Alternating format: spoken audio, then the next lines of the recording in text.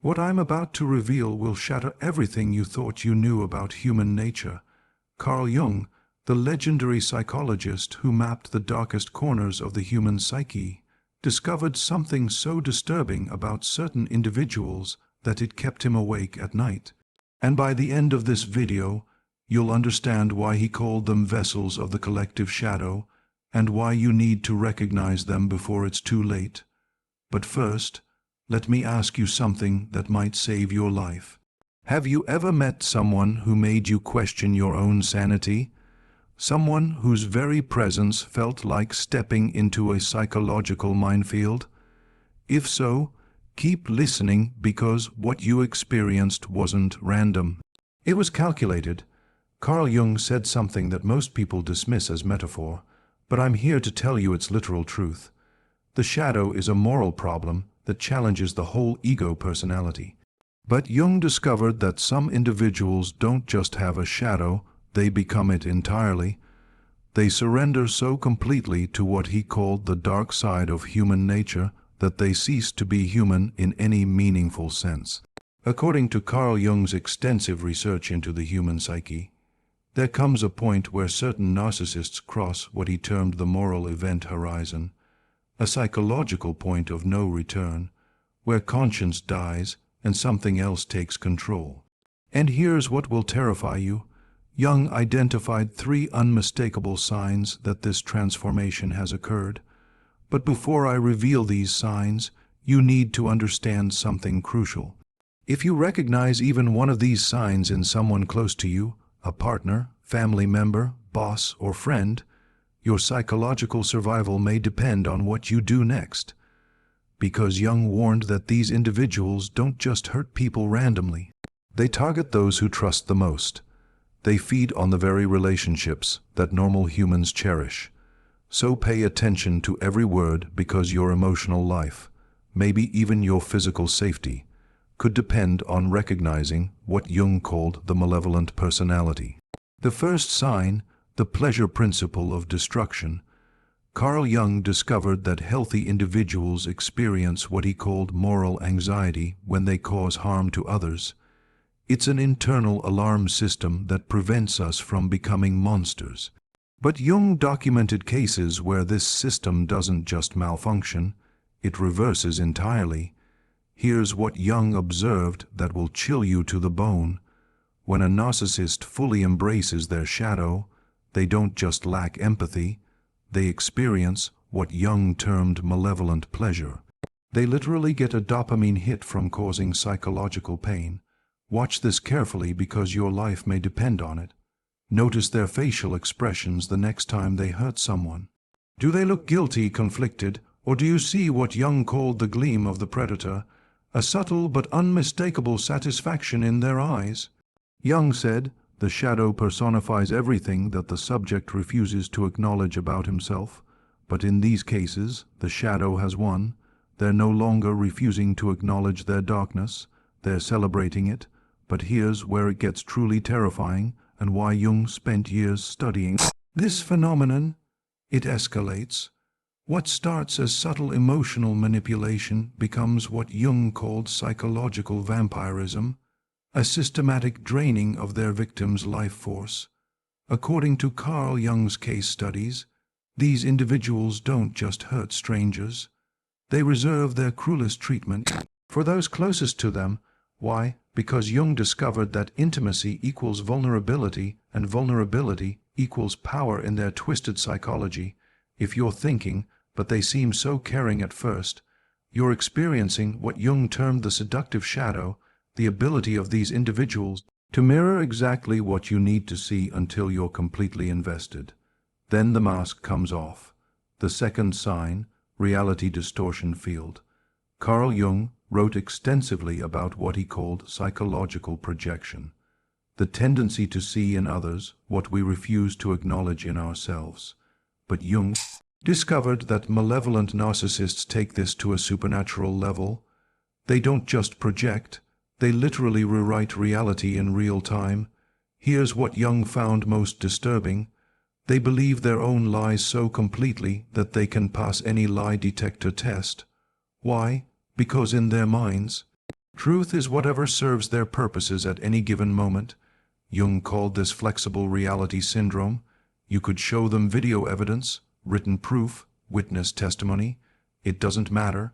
They will look you dead in the eyes and tell you that you're the one who's confused, delusional, or lying. And they'll say it with such conviction that you'll start to doubt yourself. Jung discovered something that explains why their gaslighting is so effective. They don't just change the facts, they change the emotional context around the facts. They make you feel crazy for trusting your own memory, your own eyes, your own experience. According to Carl Jung's research, this isn't just manipulation, it's what he called psychic murder. They're not just lying to you, they're systematically destroying your ability to trust your own perception of reality. And here's the most chilling part. Jung found that the more intelligent the narcissist, the more sophisticated their reality distortion becomes. They don't just gaslight, they create entire alternative universes where they're always the victim, always the hero, always right. The third sign, the death of conscience. Carl Jung said the most terrifying thing is to accept oneself completely. But what he discovered about malevolent narcissists is even more terrifying. They accept themselves completely because they have no conscience left to accept or reject. Jung documented what he called moral death, a psychological state where guilt, remorse, and empathy don't just diminish, they disappear entirely. Watch them carefully. When they hurt someone, do they show any sign of internal conflict, any hesitation, any sleepless nights? According to Carl Jung's observations, normal humans carry the weight of their harmful actions. It shows in their body language, their sleep patterns, their moments of quiet reflection. But these individuals, nothing. They move from destruction to destruction like a shark moves through water smoothly, efficiently, without a trace of moral friction.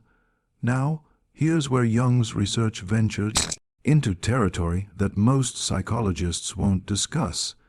He believed that these individuals tap into what he called archetypal evil, a force that transcends individual psychology and connects to something darker and more ancient. Jung wrote, "The archetype of the shadow is the foundation of what we call evil in human nature," but he discovered that some people don't just connect with this archetype, they become conduits for it. You feel it when you're around them, don't you? That inexplicable sense of dread, that feeling like you're in the presence of something that shouldn't exist.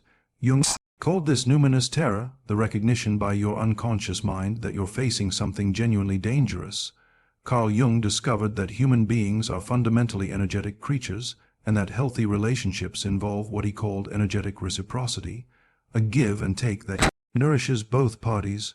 But malevolent narcissists operate on what Jung termed parasitic energetics. According to Jung's research, these individuals literally feed off negative emotional states.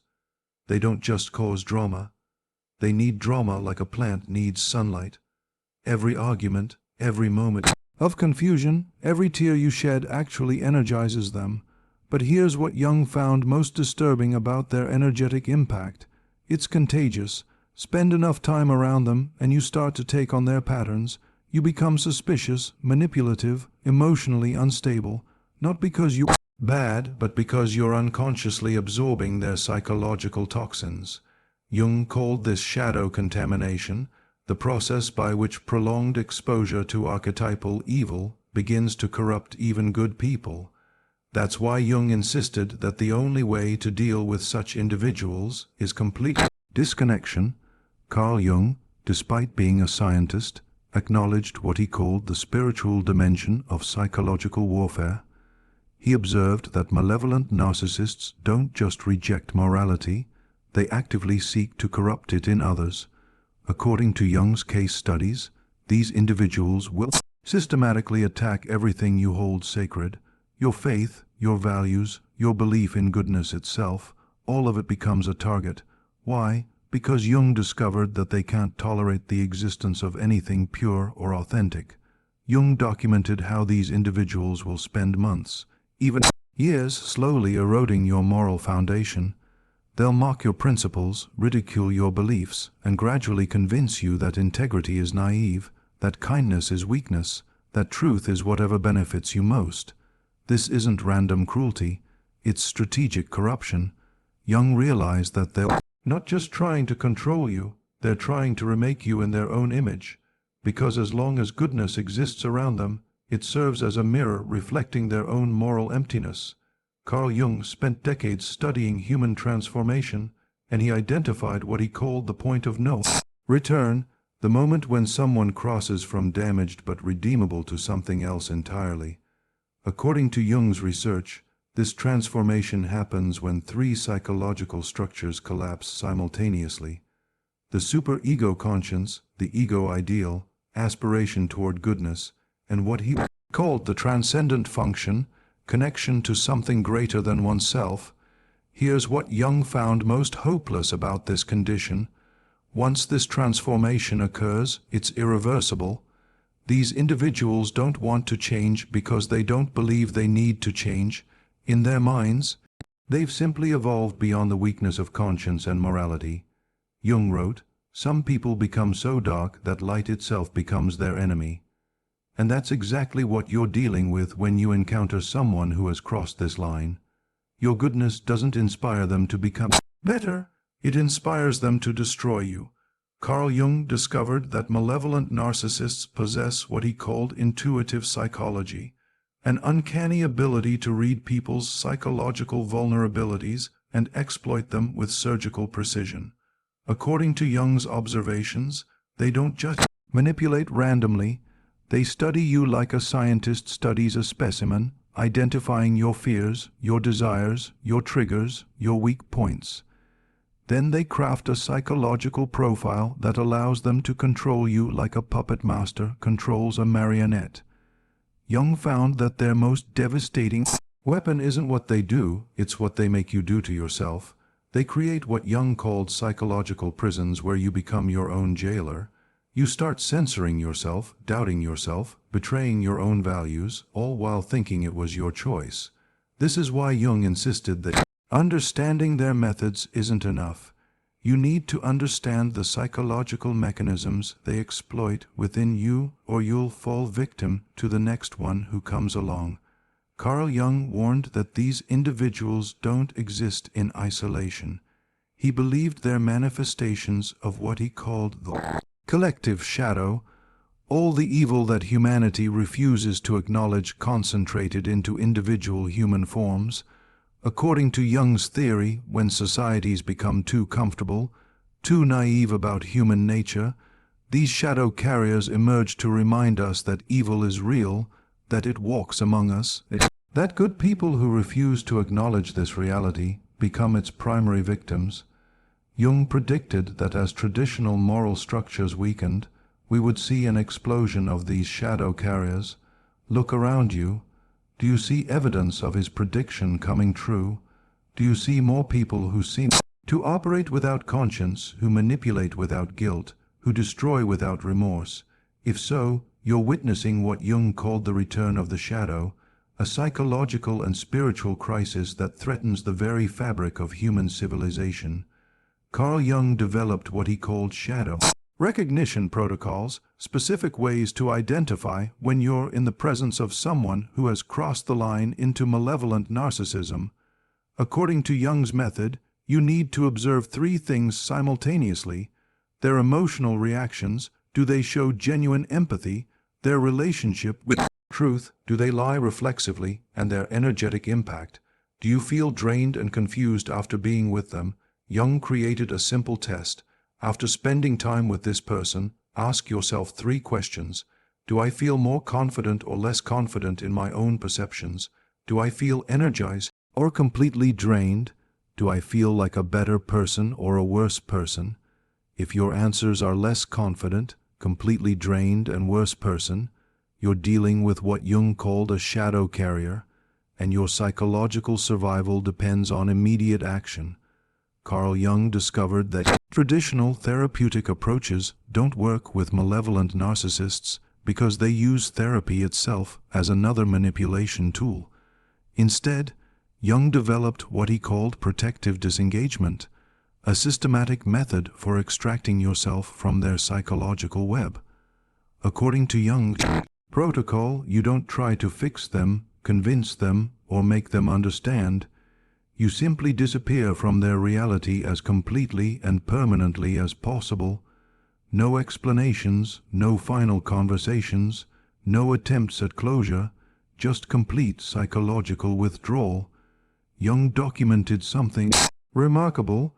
The moment you successfully disconnect from a shadow carrier, you experience what he called psychological resurrection. The confusion clears, the exhaustion lifts, and you remember who you really are. But here's the crucial part. Jung found that recovery requires not just physical distance, but what he called psychic purification, a deliberate process of rebuilding your connection to truth, goodness, and your own authentic self. Carl Jung spent his final years warning about what he saw as humanity's greatest threat.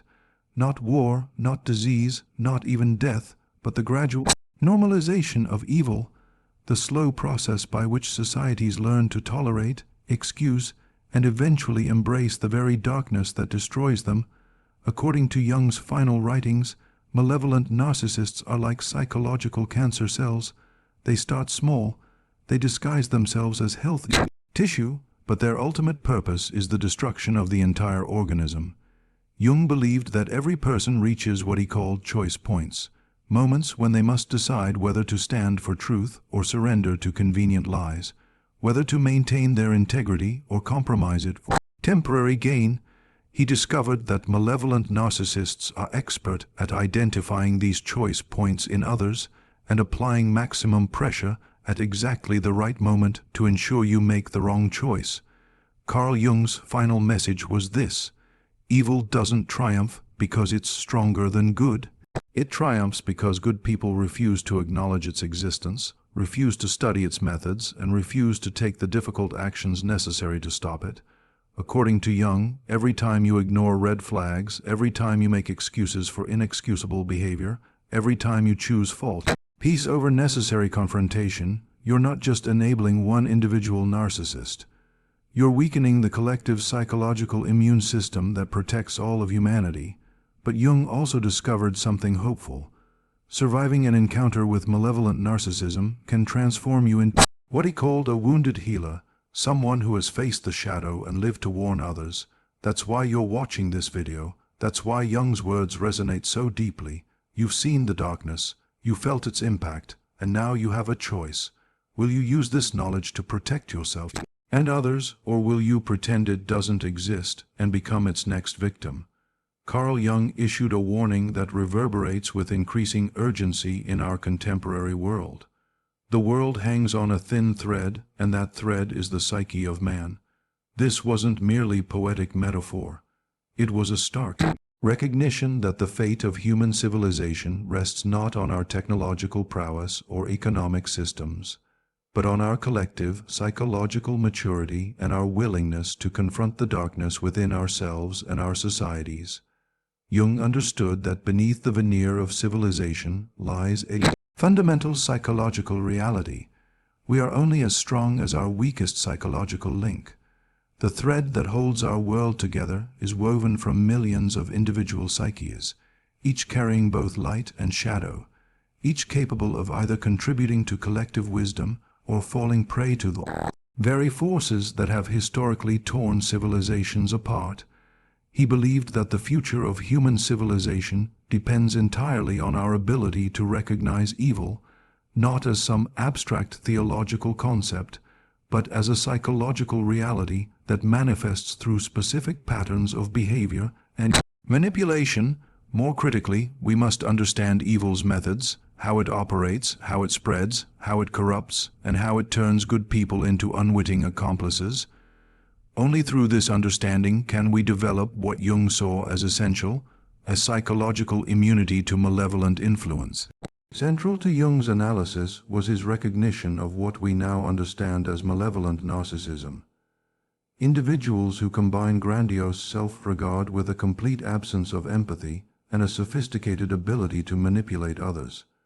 These shadow carriers, as Jung might have called them, represent one of the greatest threats to psychological and social health because they operate by exploiting the very qualities that make civilization possible. trust, cooperation, and our fundamental assumption that others share our basic moral framework. Jung observed that malevolent narcissists are psychological parasites who thrive by creating confusion, sowing division, and gradually eroding the social trust that binds communities together. They are masters of projection, blame-shifting, and gaslighting techniques that leave their victims questioning their own perceptions and moral compass. What makes them particularly dangerous is their ability to present themselves as victims, leaders, or saviors, while systematically destroying the very foundations of healthy relationships and institutions. According to Jung's framework, when you learn to identify malevolent narcissists, you're not merely protecting yourself from personal harm. Though that protection is certainly valuable, you're participating in something far more significant: the psychological evolution of our entire species. You're contributing to the collective development of what Jung called psychological immunity, the ability of human communities to recognize and resist psychological manipulation and abuse. Jung's vision extended far beyond individual therapy or personal growth. He saw the recognition and resistance of malevolent narcissism as an evolutionary imperative. Just as our physical immune system evolved to protect us from biological threats, Jung believed we must develop psychological immune systems capable of protecting us from psychological threats. This isn't just personal development, it's species development.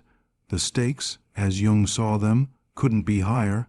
History is littered with examples of civilizations that fell not to external armies, but to internal psychological corruption. Societies that lost the ability to distinguish truth from lies, virtue from vice, genuine leadership from manipulation. Jung recognized that we are always one generation away from losing these crucial distinctions, and that each generation must actively choose to develop and maintain its psychological immunity. In what many consider his most pregnant observation, Jung made a final prediction about the future of human development: the people who learn to recognize and resist malevolent narcissism will become the psychological leaders of the next phase of human evolution. These individuals will be the ones who rebuild trust in communities where it has been shattered, restore truth in environments polluted by lies and manipulation, and create the foundational structures for what Jung envisioned as a more conscious civilization. These future leaders won't necessarily be political figures or celebrities. They will be teachers, parents, friends, colleagues, and community members who have done the difficult work of confronting their own shadows and developing the psychological sophistication necessary to recognize manipulation and abuse. They will be the ones who can create safe spaces for healing, model healthy relationships, and gradually restore faith in human goodness and cooperation. But Jung was never naive about the difficulty of this path. He issued his ultimate warning with full awareness of what he was asking. The shadow is a moral problem that challenges the whole ego personality, for no one can become conscious of the shadow without considerable moral effort. Confronting the shadow, both our personal shadow and the collective shadow, requires us to acknowledge uncomfortable truths about ourselves and our world. It means recognizing that we are all capable of being deceived, manipulated, and even corrupted. It means accepting that sometimes good people do bad things, that institutions we trust can become vehicles for abuse, and that our own blind spots and psychological wounds can make us vulnerable to malevolent influence. This moral effort, Jung described, is not a one-time achievement, but a lifelong commitment to psychological honesty and growth. It requires the courage to question our assumptions, examine our motivations, and remain vigilant against the subtle ways that evil can masquerade as good.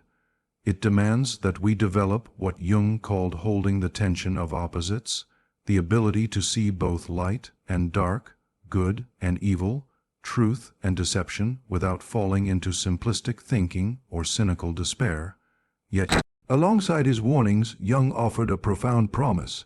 Your vision becomes clear when you look into your heart. Who looks outside dreams, who looks inside awakens. This isn't merely inspirational rhetoric. It's a practical instruction for psychological development and social healing. Jung understood that true clarity comes not from external validation or social conformity, but from the courageous journey inward. When we honestly examine our own hearts, our fears, desires, wounds, and shadows, we develop the psychological sophistication necessary to see clearly in the external world. We become less susceptible to manipulation because we understand our own vulnerabilities. We become better judges of character because we've honestly assessed our own character. This inward journey, Jung believed, is ultimately what enables us to contribute to collective healing and evolution. Only those who have done their own shadow work can reliably recognize and resist the shadow when it appears in others. Only those who have learned to hold their own psychological contradictions with compassion can help others navigate theirs. Today, Jung's insights feel more relevant than ever. We live in an era of unprecedented psychological manipulation where sophisticated techniques of influence and control are deployed through mass media, social networks, and political systems. The shadow carriers Jung warned about have access to tools of manipulation that previous generations could never have imagined. The question Jung posed remains as urgent today as when he first articulated it. Will you be one of those who awakens? Will you do the difficult work of developing psychological immunity and consciousness? Will you contribute to the evolution of human psychological sophistication? Will you remain vulnerable to the very forces that threaten to tear apart the fabric of civilization? The shadow carriers are indeed counting on us to remain asleep, to stay distracted, divided, and psychologically naive. They thrive in environments where people lack the psychological tools to recognize manipulation, where communities have lost the ability to distinguish between genuine and false leadership, where individuals are so disconnected from their own inner wisdom that they become easy targets for exploitation. But Jung is counting on something else entirely, our capacity for awakening. He believed in our ability to evolve psychologically, to develop the consciousness necessary to recognize and resist evil, and to create the foundations for a more mature and healthy civilization. The choice, as Jung emphasized, is ultimately ours. Every day, in countless small interactions and decisions, we choose either to develop our psychological consciousness or to remain asleep. We choose either to contribute to collective healing and wisdom or to perpetuate the patterns that keep us vulnerable to manipulation and abuse. The world does indeed hang on a thin thread, the thread of human psychological development. The question is whether we will strengthen that thread through our own growth and consciousness or allow it to snap through our continued unconsciousness and naivety. Jung's legacy is not just his theoretical insights, but his challenge to each of us. To become the psychological leaders our world desperately needs to awaken from the dreams that keep us vulnerable and to participate consciously in the next phase of human development. What will you choose? Thank you so much for staying with me through this exploration. If you found value in today's discussion, don't forget to subscribe to the channel and share this video with someone who might benefit from it. And if you'd like to go a step further in supporting this work, you can now leave a super thanks below. It's a small way to say thank you, and it truly helps keep this channel going.